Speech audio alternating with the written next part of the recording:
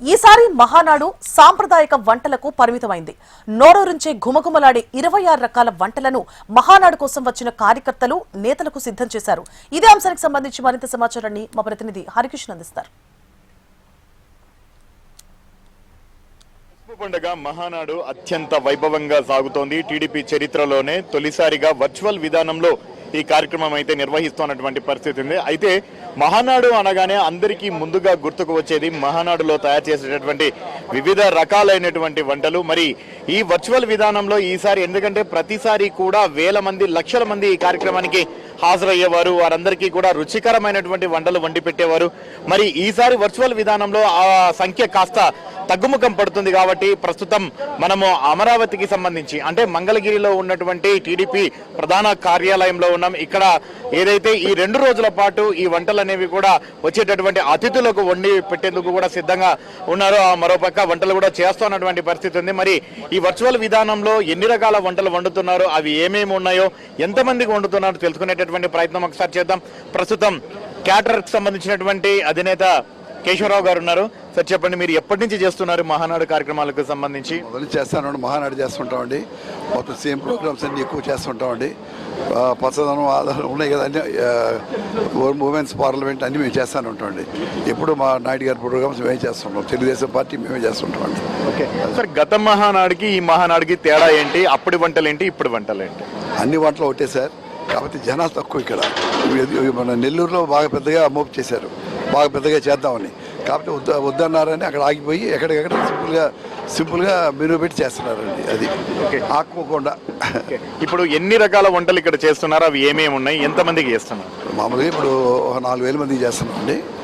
మామూలుగా చక్కెర పొంగలు ఉంటుంది, పూర్ణాలు ఉంటాయి, గారెలు ఉంటాయి, తర్వాత వచ్చి పులిహార ఉందండి, వెజిటబుల్ బిర్యానీ ఉంది, కుర్మా, పెరుగు చట్నీ, తర్వాత ముద్దపప్పు దప్పడం, తర్వాత వైట్ రైస్, తర్వాత దొండకాయ కూర ఒకటి ఉందండి, బ్రోకలీ, క్యాప్సికమ్, పన్నీర్ కర్రీ వేసాం, తర్వాత మళ్ళీ సాంబార్ ఉంది, రసం ఉంది, ఉలవచారు ఉంది, పచ్చి పులుసు ఉందండి, ఆల్ వెరైటీస్ పెట్టాం. మామిడికాయ చట్నీ ఉంది, గోంగూర చట్నీ ఉంది, బీరకాయ చట్నీ ఉంది, ఇంకా అప్పడాలు, ఐస్ క్రీమ్, ఒడియాలు అన్నీ ఉన్నాయి సార్, పెరుగు.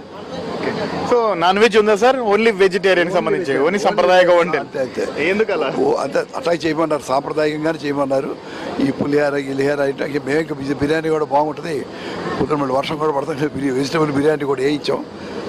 పొద్దున్న టిఫిన్ కూడా అంత బాగుంది అన్నారండి. ఇప్పుడు మధ్యాహ్నం వంటకాలు దొరికితే భోజనాలు అయిపోతాయి, 6 గంటల భోజనాలు స్టార్ట్ చేస్తామండి. అది ప్రతి సంవత్సరం కూడా చేస్తున్నారు. వేల మందికి చేసేవారు, 3వ రోజు లక్షల మందికి చేసేవారు. కానీ ఈసారి కేవలం 3 నుంచి 4,000 మందికి మాత్రమే. ఎలా అనిపిస్తుంది సార్? ఏ ఊర్లో వాళ్ళే చేసుకుంటారు, డివైడ్ చేశారు. ఎక్కడికక్కడ రావటం, ట్రావెలింగ్ ఇదంతా వేస్ట్ అని చెప్పి ఎక్కడెక్కడ చేశారు. అన్నిటికన్నా ఇక్కడ ఎక్కువ అవుతారండి జనాలు, పార్టీ ఆఫీస్ కదా ఇక్కడ, అందువల్ల విజయవాడ. చివరిగా చెప్పండి సార్, అంటే మామూలుగా వ్యవస్థాపక అధ్యక్షులు అలాగే దివంగత ముఖ్యమంత్రి నందమూరి తారక రామారావు ఆయన ఇష్టపడి తినేటటువంటి ఆహార పదార్థాలు ఏమున్నాయి, అవి ఏమన్నా ఈరోజు ఈ మెనూలో ఉండడం? చక్కెర పొంగలు ఉంటుంది, గారెలు ఉంటాయండి, పూర్ణాలు, పులిహార, ఎన్ని ఆయనకి ఇష్టమైన కూరలే సార్, ఉలవచారు, క్రీము, ఎన్ని మెయిన్ ఆయనకి ఇష్టమైన కూరలు అండి ఇవి కూడా. ఓకే, ముఖ్యమంత్రి చంద్రబాబు కూడా ఏమైనా ఇష్టంగా తినేటటువంటి పదార్థాలు ఉన్నాయి ఏమన్నా?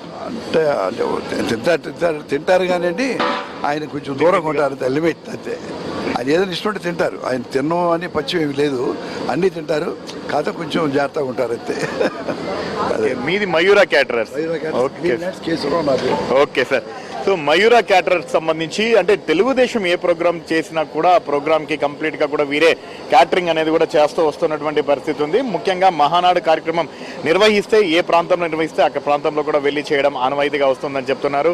సార్ మనం చూడొచ్చు అన్ని వంటలన్నీ కూడా సిద్ధమవుతున్నటువంటి ఆ పరిస్థితి ఉంది. అయితే గతంలో అంటే గత సంవత్సరం రాయలసీమలో నిర్వహించినటువంటి ఆ కార్యక్రమంలో ప్రత్యేకంగా నాన్ వెజ్ అనేది అందరినీ కూడా ఆకట్టుకుంది. కానీ ఈసారి కంప్లీట్ గా కూడా సంప్రదాయక వంటలు అంటే ఓన్లీ వెజిటేరియన్ కి సంబంధించి మాత్రమే ఆర్డర్ ఇవ్వడం జరిగింది. సో వాటిని మాత్రమే అధిక ప్రాధాన్యతనిచ్చి చేస్తున్నటువంటి పరిస్థితి అయితే ఉంది. ఒకసారి మనం చూడొచ్చు మిర్చి బజ్జీ, అలాగే చక్కెర పొంగలి, పులిహోర, అలాగే బూరెలు, అలాగే వెజ్కి సంబంధించినటువంటి ఏదైతే బిర్యానీ, ఇవన్నీ కూడా చేస్తున్నటువంటి పరిస్థితి ఉంది. ముఖ్యంగా వ్యవస్థాపక అధ్యక్షులు నందమూరి తారక రామారావుకు ఇవన్నీ కూడా ఇష్టమైనటువంటి పదార్థాలుగా కూడా వారు చెప్తున్నటువంటి పరిస్థితి కూడా లేకపోలేదు. మరోవైపు ఆయన అత్యంత ఇష్టంగా తినేటటువంటి ఏదైతే క్రీము మరియు ఉలవచారు. సో ఇవన్నీ కూడా చాలా ఇష్టంగా తింటారు, అవన్నీ కూడా సిద్ధంగా చేసి పెట్టామని చెప్తున్నారు. మొత్తానికి మాత్రము గతంతో పోల్చుకుంటే లక్షల మందికి చేసేటటువంటి వంట ఇప్పుడు కేవలం 3 నుంచి 4 వేల మందికి మాత్రమే పరిమితమైంది. క్యాటరర్స్ కూడా కాస్త బాధను వ్యక్తం చేస్తున్నా ప్రస్తుతం ఉన్నటువంటి పరిస్థితుల నేపథ్యంలో తప్పదు, ఏదైతే ఏ ప్రాంతానికి ఆ ప్రాంతంలో వారు మాత్రం సపరేట్ గా నిర్వహించుకుంటున్నటువంటి పరిస్థితి ఉందని తెలుపుతున్నారు. సో ఇక్కడ ఉన్నటువంటి అంటే హెడ్ ఆఫీస్ ఏదైతే కేంద్ర కార్యాలయంలో నిర్వహిస్తున్నటువంటి మహానాడుకి సంబంధించి ఒక 3 నుంచి 4 వేల మందికి 2 రోజుల పాటు ఈ మొత్తం కూడా రుచికరమైనటువంటి వంటలన్నీ కూడా వండి పెడుతున్నటువంటి పరిస్థితి అయితే తాజాగా ఉంది. మరోవైపు ఉదయం టిఫిన్, మధ్యాహ్నం భోజనంతో పాటు రాత్రి ఉన్నటువంటి అతిథులకు కూడా ఈ క్యాటరర్స్ అయితే మొత్తం కూడా అందిస్తున్నటువంటి పరిస్థితి ఉంది. ఈ రోజు రేపు ఈ 2 రోజులు కూడా రుచికరమైనటువంటి వంటలన్నీ కూడా వారికి అందిస్తున్నటువంటి పరిస్థితి ఉంది. కెమెరామెన్ తేజతో హరికిషన్, యశం టీవీ, అమరావతి, విజయవాడ.